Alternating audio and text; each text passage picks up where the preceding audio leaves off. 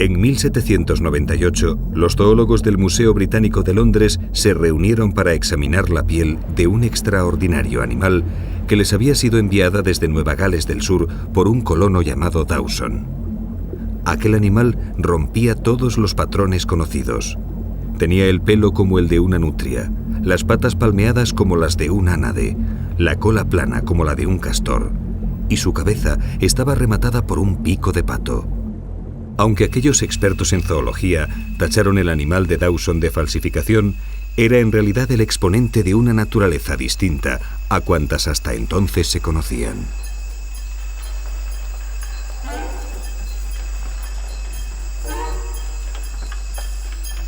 Millones de años de aislamiento dieron a Australia la ocasión de una evolución paralela. Grupos antiguos de mamíferos que habían probado suerte en la carrera por la vida desaparecieron casi por completo en los demás continentes, mientras en la extensa isla austral se diversificaron libres de competidores más preparados.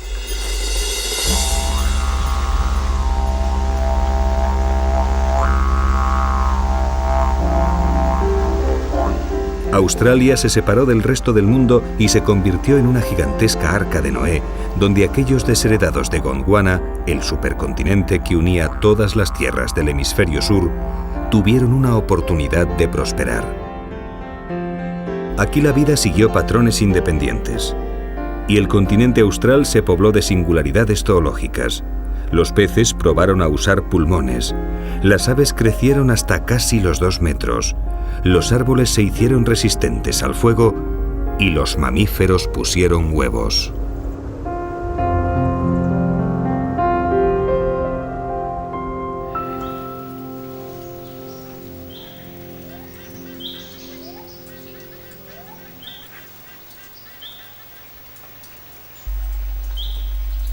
La historia de los habitantes de esta Terra Australis se remonta a los lejanos días en que todos los continentes del sur estaban unidos. Densas selvas lluviosas cubrían la periferia del supercontinente Gondwana. Entonces el mundo era un lugar más cálido y húmedo, donde gigantescos saurios dominaban una zoología en permanente evolución. Pero con los enormes dragones prehistóricos al abrigo protector de las selvas, vivían otros seres menores, más modernos, esperando los cambios climáticos que habrían de doblegar a los poderosos saurios.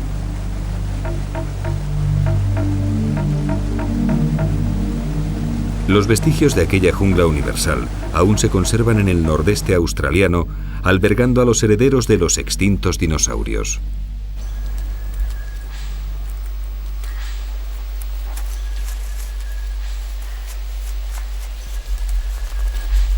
Las aves son las más numerosas en este mundo verde y sofocante. Su capacidad de volar les evitó el aislamiento que Australia impuso a sus criaturas terrestres, y las nuevas aves que surgieron de la competencia con las especies del resto del mundo llegaron hasta estas selvas jurásicas y se quedaron para siempre.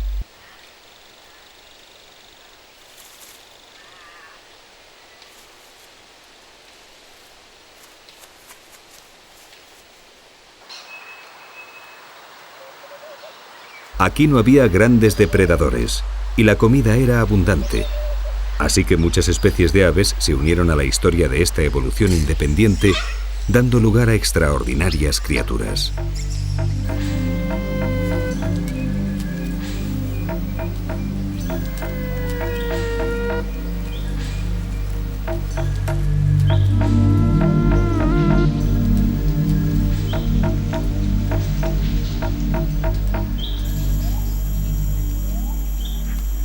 El casuario es uno de los herederos de las aves gigantescas que poblaban las selvas de Gondwana.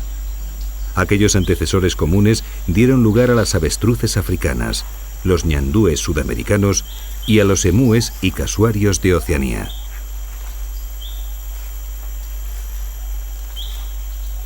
El casuario común mide casi 2 metros y pesa alrededor de 60 kilos. Un gigante si lo comparamos con las aves actuales, pero apenas un peso medio comparado con sus primos los moas. Descendientes de un antecesor común a los casuarios, los moas poblaron Nueva Zelanda hasta la llegada de los maoríes en 1350. Medían cerca de 4 metros y pesaban 250 kilos. Pero aún ellos tenían un hermano mayor, el pájaro elefante, un ave de 500 kilos de peso. Otro hijo de Gondwana que quedó recluido en Madagascar al fragmentarse el supercontinente y acabó desapareciendo.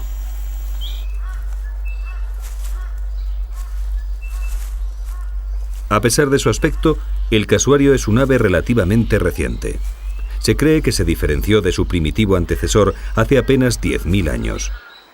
Sin embargo, otras aves de aspecto más común son las decanas de estas selvas australes, los megápodos, un grupo que se separó de la línea principal de evolución de las aves antes que el resto de las ramas ornitológicas.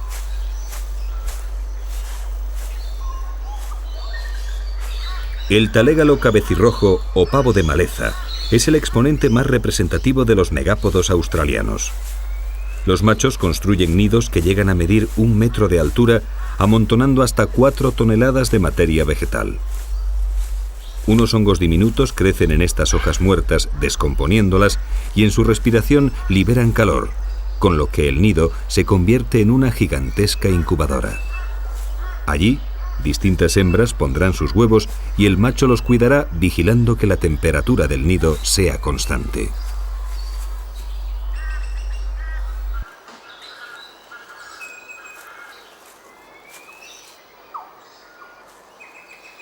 Se cree que en alguna parte de la lengua o del pico, los talégalos deben tener áreas muy sensibles al calor, de forma que durante la incubación meten sus cabezas bajo las hojas y comprueban que la temperatura se mantenga entre los 30 y los 35 grados centígrados. Este, que parece un sistema nuevo y original, es sin embargo la demostración que muchos científicos aceptan como prueba de lo cerca que los megápodos están evolutivamente de los reptiles, porque solo ellos y el grupo de los pavos de maleza utilizan este original sistema de incubación.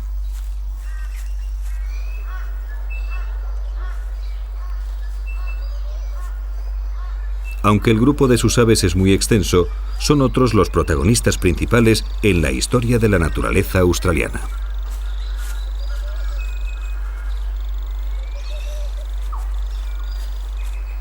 En aquellas lejanas selvas de hace 100 millones de años vivían distintos tipos de mamíferos que apostaban su perpetuidad con diferentes formas de reproducirse. Los monotremas, los más antiguos, eran mamíferos, pero ponían huevos.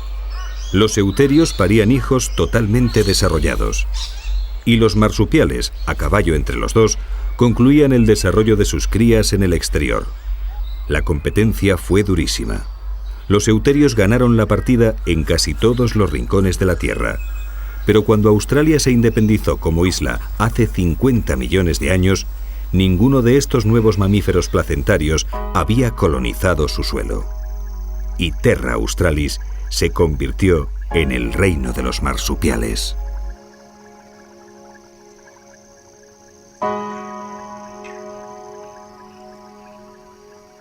La noche austral está llena de fantasmas del pasado.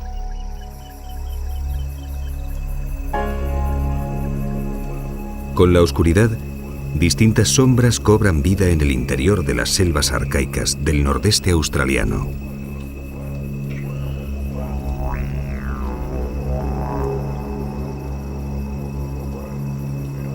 Los petauros voladores recorren silenciosos los troncos de la espesura en busca de savia y resina.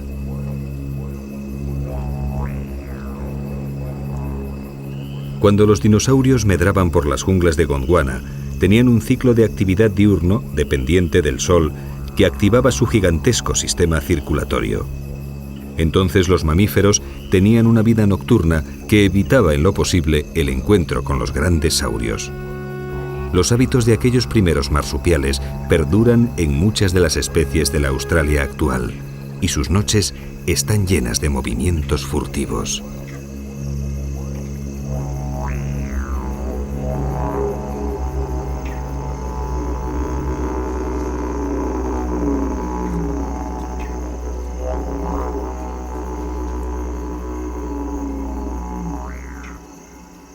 Los póssums están considerados junto con los canguros los marsupiales más evolucionados.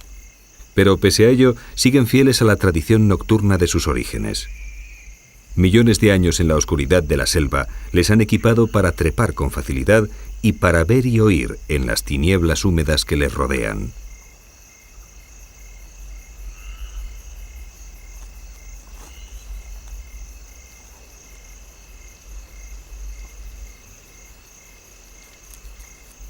Al igual que los petauros, también los possums, como este de cola de escoba, lamen la energética savia que brota de alguna rama rota o algún tronco desgajado. Para ellos trepar es sinónimo de sobrevivir. Australia no cuenta con grandes predadores en la actualidad, pero el pequeño tamaño de los possums les hace vulnerables a los marsupiales carnívoros.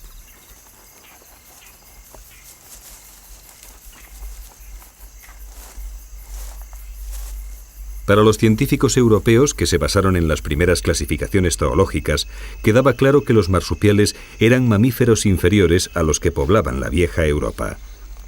Tanto es así que a los mamíferos de este grupo europeo les denominaron euterios, que en griego quiere decir mamíferos perfectos. Para estos zoólogos, los euterios habrían desplazado a sus competidores, porque podían guardar a sus crías en su interior hasta que acabaran de formarse completamente, mientras los hijos de los marsupiales acababan su desarrollo en el marsupio, una bolsa materna a tal fin.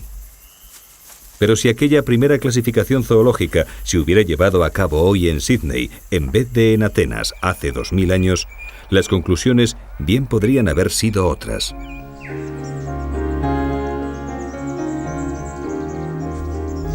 Los marsupiales fueron, efectivamente, relegados por los mamíferos euterios. Pero las causas de este desplazamiento no hay que buscarlas en las bolsas marsupiales, sino en el extremo opuesto. Y para ello, nada mejor que regresar al lugar de origen de tan singular competición. Las selvas sudamericanas son, como las de Australia, parte del escenario de la antigua Gondwana. Entonces, monotremas, marsupiales y euterios coexistían en las selvas primigenias. Pero los últimos fueron poco a poco ganando terreno conforme sus nuevos prototipos evolutivos iban mejorando. Y estos monos del Nuevo Mundo son el mejor exponente de los ganadores definitivos.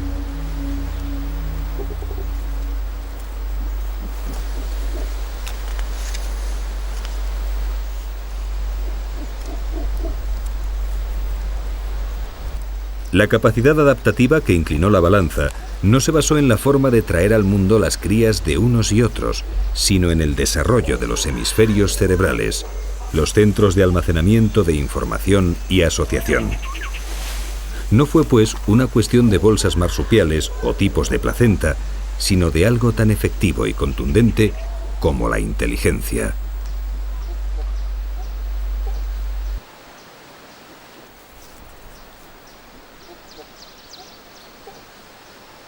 Los nuevos placentados eran más inteligentes y desplazaron de la gran mayoría de sus hábitats a los monotremas y a los marsupiales. Pero la derrota no fue tan absoluta como se tiende a pensar, porque las noches sudamericanas siguen escondiendo viejos fantasmas de Gondwana.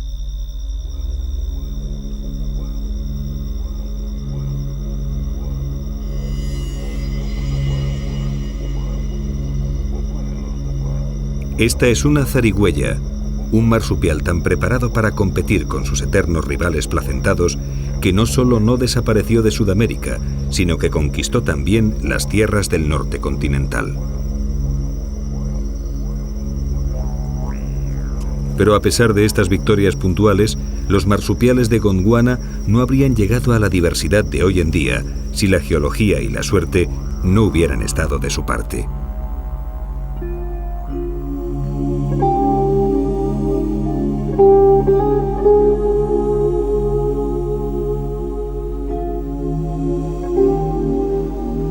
Todo empezó con un gran viaje a través del Océano Índico hace 50 millones de años.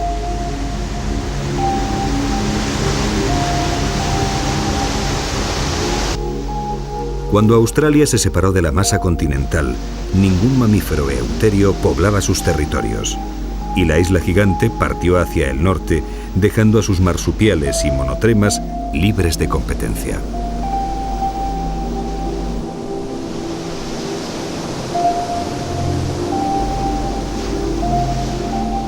Era solo el principio de la gran aventura marsupial, un periodo de grandes cambios.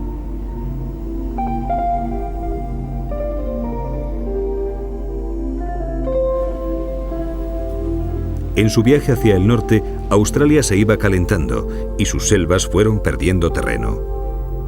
El clima de la isla cambiaba progresivamente. Las plantas tuvieron que adaptarse o morir. Nuevas especies dieron lugar a nuevos bosques más abiertos y sin el esplendor de las antiguas selvas, pero formados por expertos en supervivencia. Y las antiguas plantas del supercontinente austral le dieron el relevo a otras más modernas y mucho más efectivas, las plantas con flor.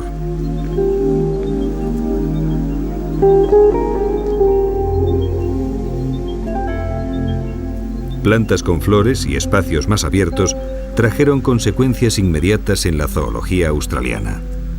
Los nuevos bosques eran más accesibles que las junglas y las flores eran llamativos y jugosos dispensarios de comida altamente energética, así que los comensales no tardaron en llegar.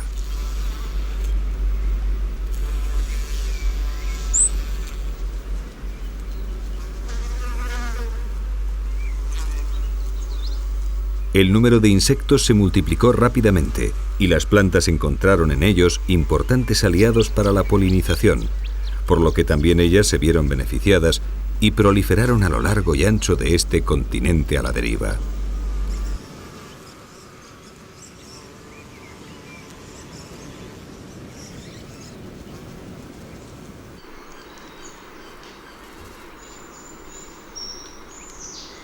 Para las aves el cambio suponía una doble ventaja, porque muchas se alimentaban de los insectos cada vez más numerosos y otras lo hacían de las energéticas flores. Y como las aves, también los mamíferos se aprovecharon de este constante incremento de recursos.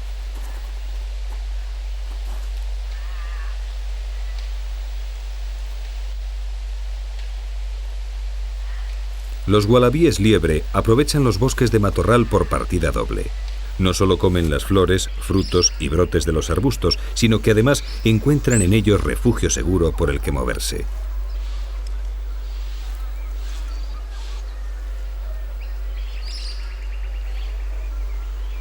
Este ualabí liebre de anteojos está marcando su territorio en pleno día. Desaparecidos los grandes saurios de Gondwana, las horas de luz quedaron libres de tan colosales competidores y algunos marsupiales se hicieron diurnos.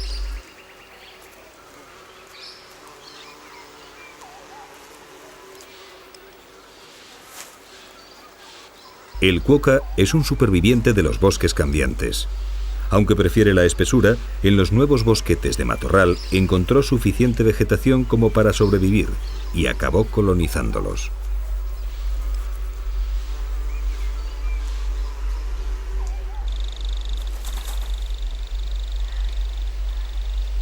El numbat, sin embargo, se especializó en conseguir su fuente de alimento allí donde ningún otro marsupial lo hiciera. Hoy es el único que se alimenta de termes en Australia, una forma indiscutible de acabar con la competencia. Pero no todo fueron facilidades para estos pequeños y adaptables mamíferos de la isla austral.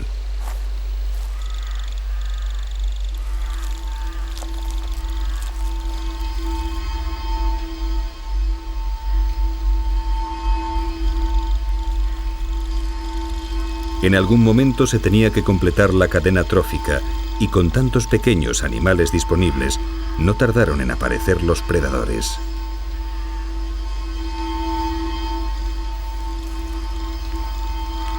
La pitón olivácea es una auténtica todoterreno. Pequeños marsupiales, lagartijas, pajarillos y huevos de reptiles o de aves son parte de su dieta. Y ni el suelo ni los árboles son obstáculo para sus cacerías.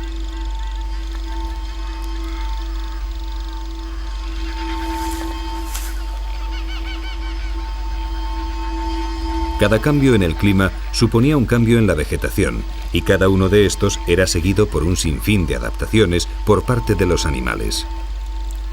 Y Australia seguía ganando norte en su lento viaje por el Océano Índico.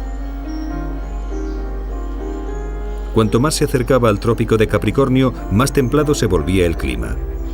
La vegetación se abrió en grandes praderas a lo largo de vastos territorios antaño ocupados por las selvas. Los pastos se adueñaron del paisaje y aparecieron nuevos colonos zoológicos, algunos de ellos parientes cercanos de aquellos que aún viven escondidos en las últimas junglas australianas.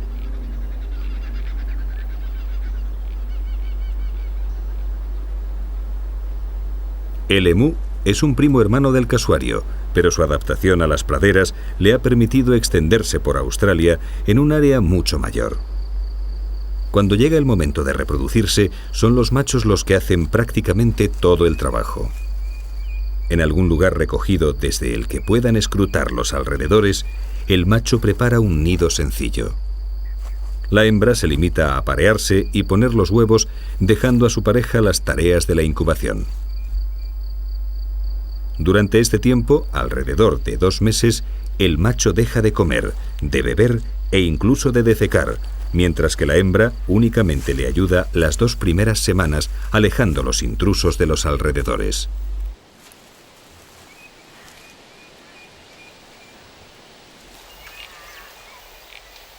Para sobrevivir a tal prueba, el macho acumula grasa antes del cortejo y cae en un estado semiletárgico durante la incubación.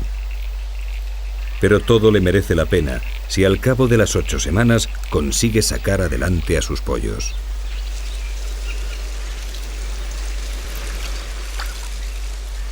Los emúes son muy aficionados al agua, de la que dependen en gran medida en el cálido despoblado australiano.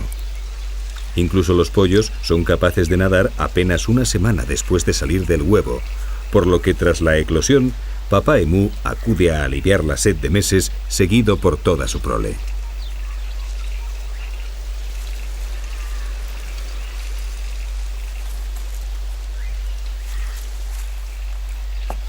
Las praderas abiertas eran un campo de experimentación nuevo para los animales australianos. Para sobrevivir aquí, hacía falta no solo ser capaz de resistir la sequía estacional y alimentarse de hierbas, sino que además había que poder huir de los enemigos a gran velocidad. Las poderosas patas de los emúes les permitieron correr a 50 kilómetros por hora. Pero, ¿cómo lo consiguieron los marsupiales? Fuera del abrigo protector del bosque no había árboles en los que refugiarse, y la comida era principalmente pasto, y sin embargo las praderas iban a ser el lugar donde se desarrollaría el grupo de animales más emblemático del continente, los canguros.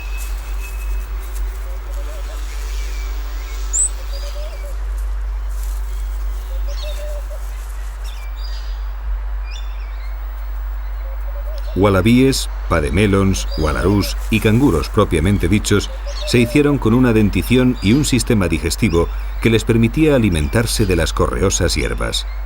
En las praderas estaban más expuestos, especialmente en la fase de cría, pero la propia naturaleza marsupial les sirvió de gran ayuda.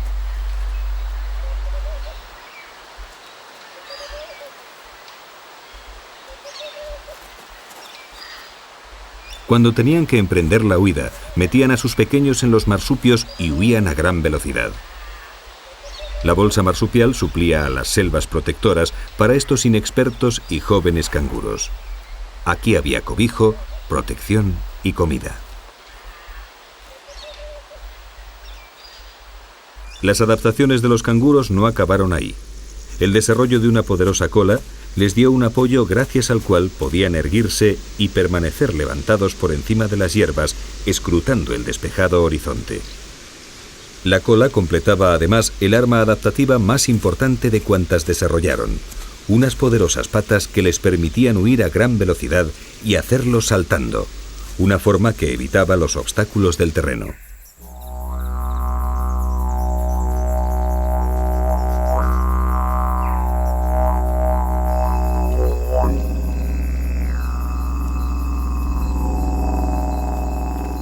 Un quoll, un marsupial carnívoro al que los colonos denominaron gato nativo para distinguirlo de aquellos domésticos que trajeron en sus barcos.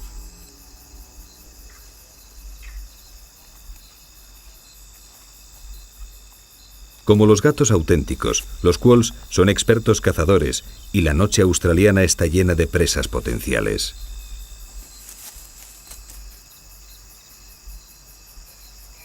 Los insectos son parte importante en la dieta de este pequeño y silencioso cazador nocturno, así que la formación del despoblado le vino bien.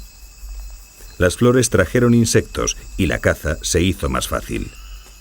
Pero hace aproximadamente 15 millones de años, cuando el continente austral se acercó lo suficiente a las islas de la actual Indonesia, algunos roedores llegaron a sus costas en troncos flotantes y se convirtieron de inmediato en codiciadas presas de los cazadores nativos.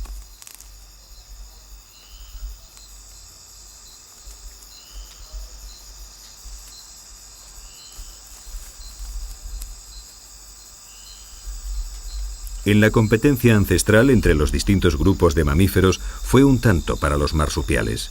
20 millones de años de aislamiento les habían hecho los más aptos para dominar sus territorios, y estos pequeños mamíferos placentados, lejos de ofrecerles competencia, les sirvieron de plato fuerte en sus dietas.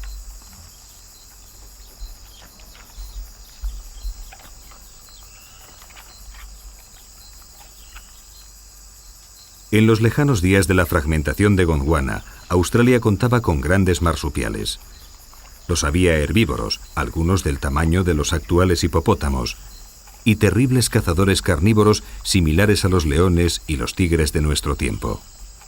Pero los cazadores y las presas de la Australia actual entablan sus lizas a una escala mucho menor.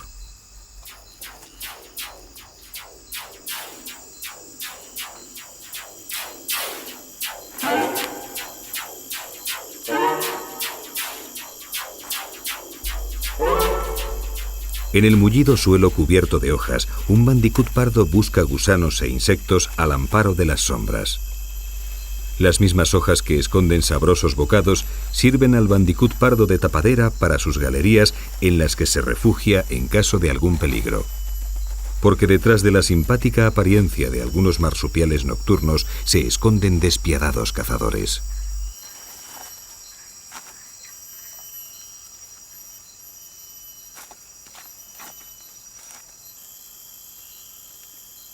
El fascógalo de cola de escoba no es la simpática ardilla que aparenta. Los primeros colonos de Sídney le bautizaron como el marsupial vampiro y hablaban de él como un asesino sediento de sangre. Y tal vez lo sea para las cucarachas, escarabajos y arañas que componen el grueso de su dieta. Porque la evidente exageración de los colonos se debe más que al carácter del fascógalo, a las incursiones que de vez en cuando realiza en los gallineros donde mata y devora las aves de corral.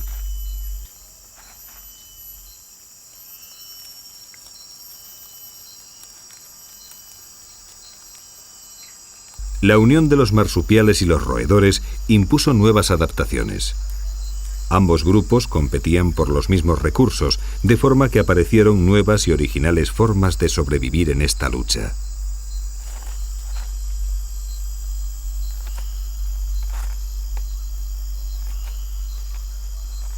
La rata constructora de nidos de palos es uno de los supervivientes. Es un pequeño roedor de apenas 20 centímetros que se alimenta de hojas y frutos, una codiciada presa para los carnívoros marsupiales. Para sobrevivir, aprendió a construir grandes nidos con ramas y hojas que cubrían y protegían sus galerías subterráneas. Pero las adaptaciones que la hicieron prosperar en el mundo de los marsupiales le sirvieron de poco cuando el hombre blanco llegó a Australia y hoy está en serio peligro de extinción.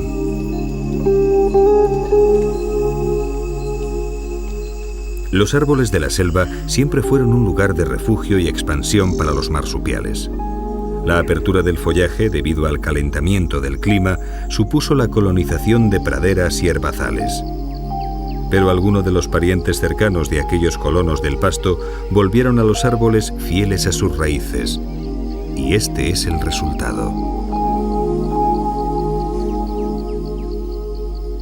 El canguro arborícola ornamentado es una de las 7 especies de canguros que aprendieron a trepar. En la expansión de este grupo, el ornamentado fue el que llegó más al norte, colonizando las tierras de Nueva Guinea. Los canguros fueron el resultado de millones de años de adaptaciones para conseguir sobrevivir en las praderas abiertas. ¿Por qué entonces volver a los árboles con un nuevo y gigantesco esfuerzo adaptativo? La respuesta no está muy clara. Probablemente para conseguir el provocativo alimento que permanecía inalcanzable en lo alto de los árboles. Cuando comenzó el lento camino evolutivo hacia las copas, los canguros no tenían competidores por aquellas hojas de las alturas. Las praderas estaban muy extendidas y los recursos alimenticios eran escasos, así que empezaron a aparecer nuevos rasgos en nuevos canguros.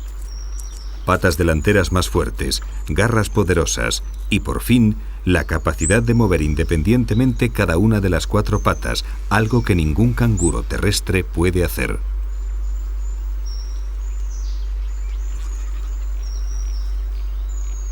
Por su parte, los distintos canguros que se habían hecho con las praderas se hacían mutua competencia.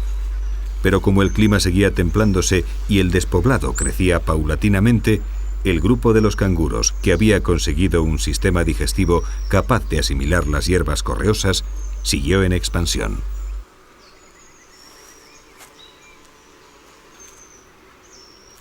Con ellos también algunos árboles se adaptaron al clima cada vez más templado de Australia, y uno en especial, el eucalipto, lo hizo tan bien que se extendió por el continente de norte a sur, creando un nuevo tipo de bosque. Y en cuanto un nuevo medio surgía, allí aparecía un marsupial dispuesto a sacarle partido.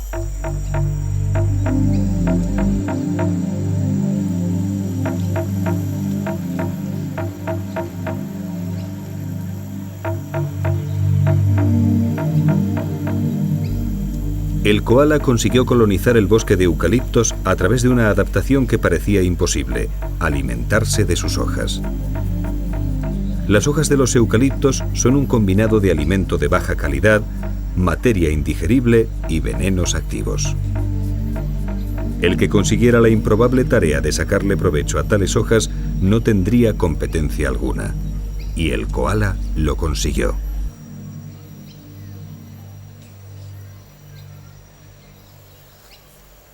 El cuidado de los pequeños trae complicaciones extra en este mundo de alimentos cargados de toxinas.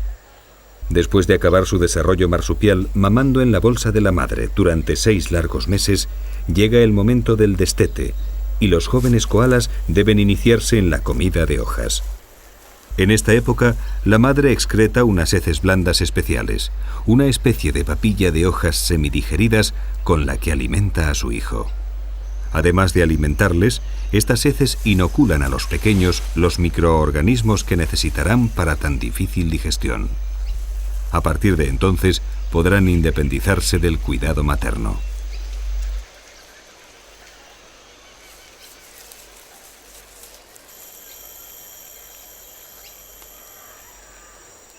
Durante la mayor parte del día, los koalas permanecen reposando en las horquillas de los árboles. Es parte de su estrategia metabólica. Como la comida es muy pobre, nada mejor que reposar 20 horas al día y ser capaces de funcionar con un mínimo gasto energético. Su preparado sistema digestivo se encarga de hacer el resto. 500 gramos diarios de estas hojas venenosas son suficientes para poner a un koala en marcha.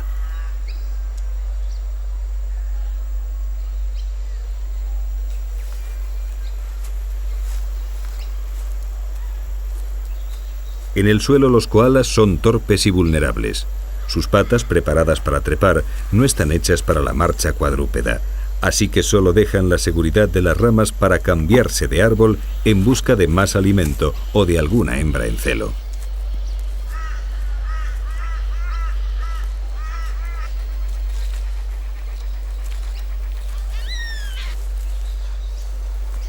El koala es un ejemplo de la increíble versatilidad adaptativa de los mamíferos marsupiales australianos. Pero, ¿qué fue de los monotremas, aquellos primitivos mamíferos que compartieron el éxodo de la Terra Australis con los marsupiales desde los lejanos días de Gondwana?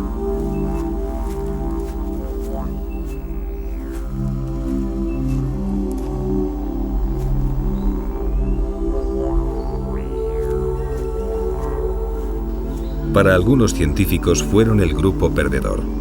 Para otros, quizás más románticos, prefirieron dejar la permanente competencia con el resto de los mamíferos y simplemente vivir tal y como lo habían hecho durante millones de años, discretamente, casi de forma anónima, en los más alejados rincones de la espesura y a un ritmo indiferente al resto del mundo.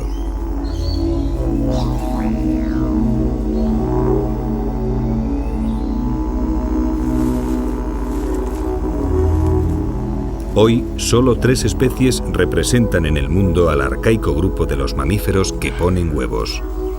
2 son equidnas, el de hocico largo de Nueva Guinea y el equidna de hocico corto, hoy extendido por toda Australia.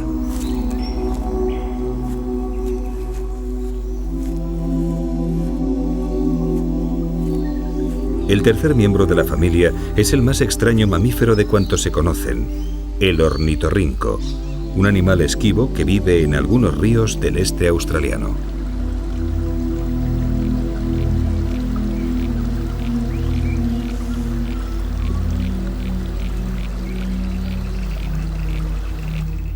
Los ríos australianos no fueron una excepción en la evolución paralela que ha tenido lugar durante los 50 millones de años que lleva Australia viajando por el Índico en solitario.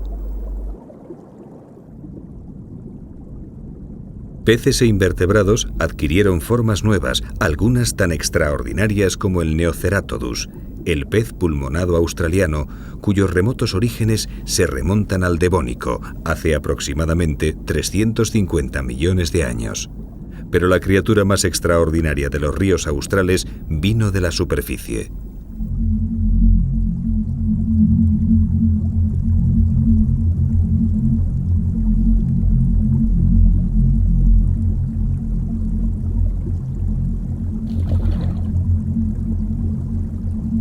El ornitorrinco parece un compendio imposible de distintas clases zoológicas. Desde que el colono Dawson mandara el polémico ejemplar al Museo Británico de Historia Natural, pasaron casi 100 años de discusiones científicas, hasta que por fin 2 zoólogos demostraron irrefutablemente que aunque eran mamíferos, realmente se reproducían poniendo huevos. Aunque son de pequeño tamaño, el apetito de los ornitorrincos parece insaciable. Ha encontrado un cangrejo de río. Crustáceos, moluscos, anélidos e incluso anfibios forman parte de su extensa dieta. Y su singular morfología les pone al alcance sus presas aún en aguas turbias.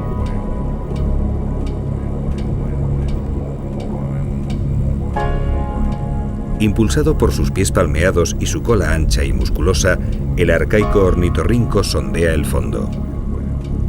Su pico, repleto de sensores, le indica hasta el menor movimiento o cambio de temperatura. Cualquier animal que repte o nade por el fondo es localizado con rapidez y, si interesa, devorado. En los ríos australianos, las adaptaciones del ornitorrinco no encuentran competencia. O casi.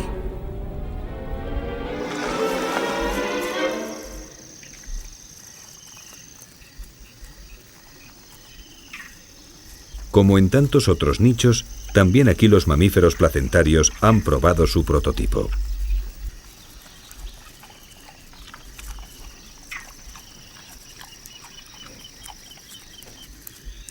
En esta ocasión fue la rata de agua, o rata castor, el resultado de su particular evolución. Un animal cuya piel impermeable y cuyas patas parcialmente palmeadas le abrieron las puertas del mundo acuático.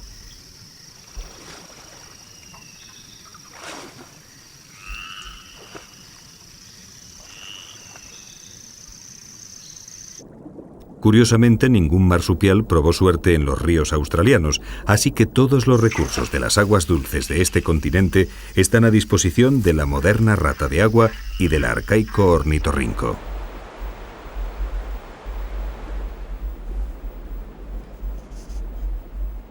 Los aborígenes que llegaron a Australia hace 50.000 años ya conocían al ornitorrinco, al que denominaban topo de agua. Una denominación muy acertada porque la vida anfibia del ornitorrinco transcurre entre el agua en la que se alimenta y las orillas donde excava sus galerías.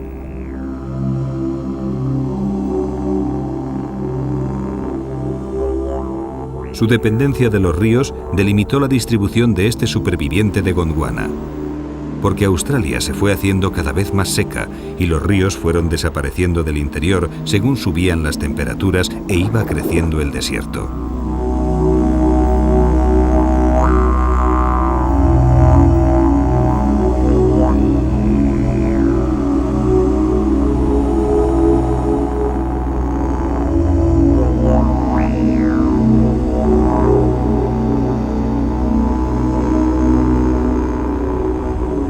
En el vasto interior de Australia, el agua es el bien más escaso.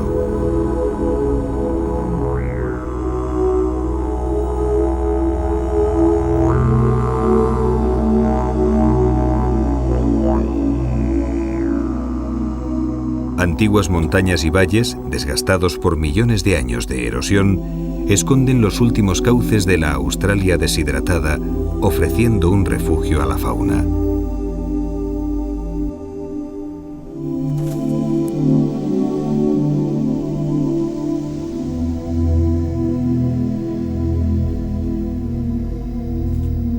Los wallabies de roca de Rothschild buscan las sombras de las enormes cicatrices que el clima ha abierto en las moles graníticas.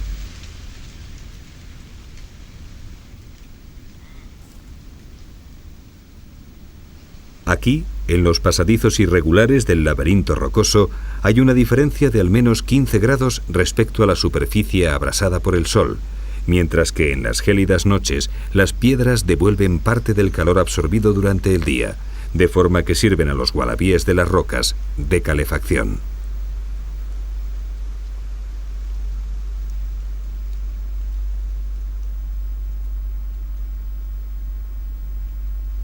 Los valles del interior, al abrigo de las montañas más antiguas de la Tierra, son la última concesión que el clima de la Nueva Australia dio a una naturaleza cada vez más preparada para el calor extremo y la sequía.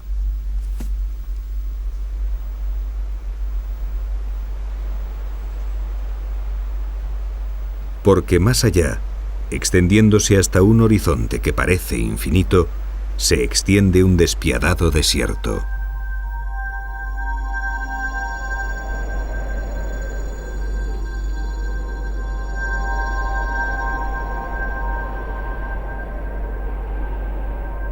Calor, viento y arena.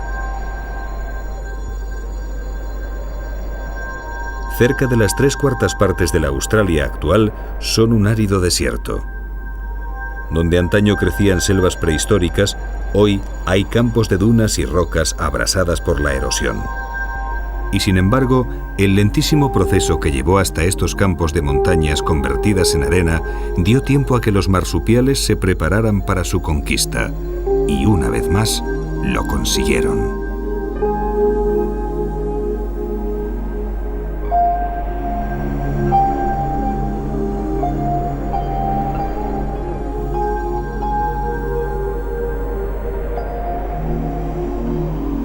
La caída del sol marca el inicio de la actividad en un desierto hasta entonces dominado por un calor abrasador.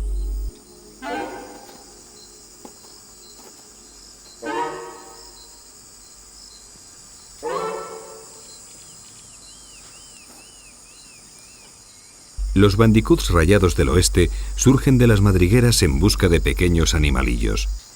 Como ellos, también los insectos, arácnidos y demás invertebrados recobran su actividad con la tregua del crepúsculo, y los bandicoots se aprovechan de ello.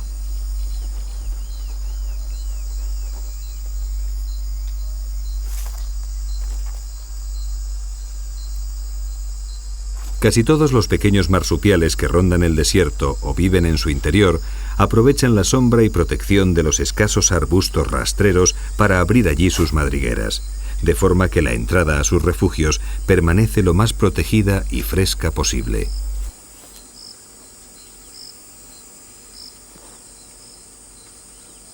Por esta razón, rara vez se alejan de ellos y en caso de sentirse amenazados, corren al laberinto del matorral donde, protegidos por su entramado, llegan hasta los agujeros de sus refugios.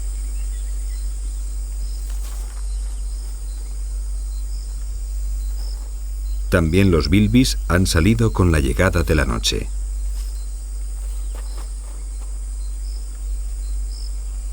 pocos animales resultan tan extraños como estos moradores del desierto australiano. Sus grandes orejas y su prolongado hocico son los soportes de un olfato y un oído muy desarrollados. En la oscuridad de la noche y en el interior de las grandes galerías que cavan los bilbis, la vista no es importante, por lo que son bastante miopes. Pero de su olfato dependerá la localización de las larvas, insectos, semillas y hongos de los que se alimenta, y en su finísimo oído recaerá la responsabilidad de detectar la llegada de posibles enemigos. Porque el inhóspito desierto cuenta también con cazadores.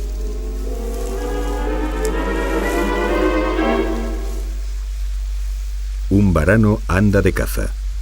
Conocedor de las costumbres de los pequeños marsupiales y roedores de las zonas desérticas, el poderoso lagarto ronda por una mancha de matorrales buscando la entrada a las galerías donde se refugian los mamíferos durante las horas del día.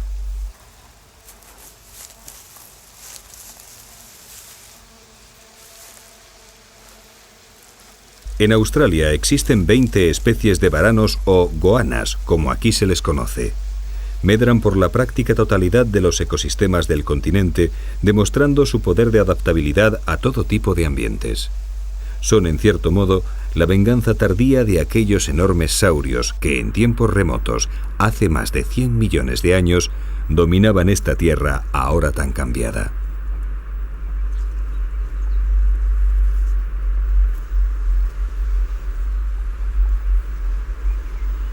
El lagarto de lengua azul es mucho menos poderoso que sus primos los varanos, pero los logros adaptativos que ha conseguido le han bastado para defenderse en este mundo de cazadores y presas. El acercamiento curioso de un elanio le hace poner en práctica alguno de sus singulares recursos.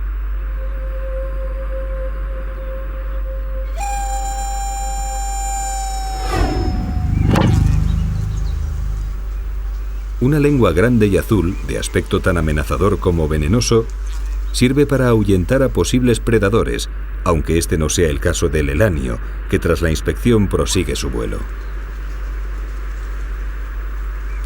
Los reptiles australianos, como todas las otras clases de animales terrestres, encontraron su espacio dentro de la generosa y cambiante isla austral. Pero hace 50.000 años, una nueva criatura llegó desde el norte. Era distinta a cuantas allí había y tenía una peculiaridad devastadora. En vez de adaptarse al medio, hacía que éste cambiara y se adaptara a su conveniencia.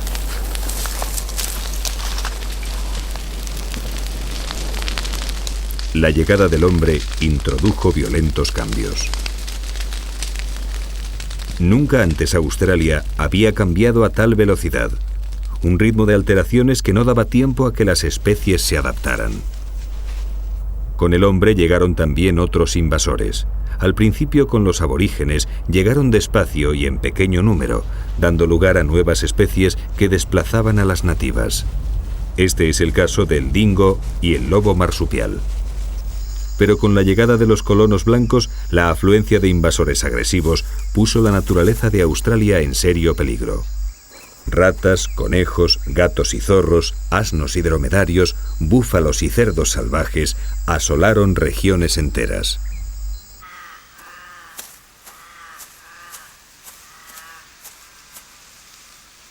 Las nuevas invasiones han demostrado la fragilidad de la naturaleza independiente de Australia, y un nuevo temor surge de un futuro no muy lejano.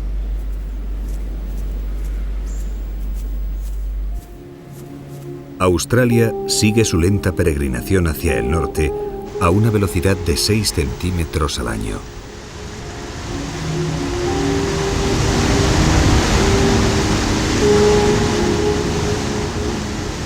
Hoy, apenas un estrecho separa la fauna de dos continentes. Pero, ¿qué sucederá cuando los animales de Asia y Oceanía entren plenamente en contacto? Grandes cambios se perfilan en el futuro incierto de este continente austral. Es fácil imaginar que la evolución de sus paisajes y animales sufrirá grandes cambios. Pero probablemente, cuando nuevas criaturas especializadas se adapten a bosques o desiertos de condiciones extrañas, haciendo desaparecer a muchos de los prototipos evolutivos que hoy dominan en Australia, en lo más profundo de su espesura, con su pacífica y arcaica forma de vida, seguirán existiendo equidnas y ornitorrincos. Y como en la lejana Gondwana, también allí los mamíferos pondrán huevos.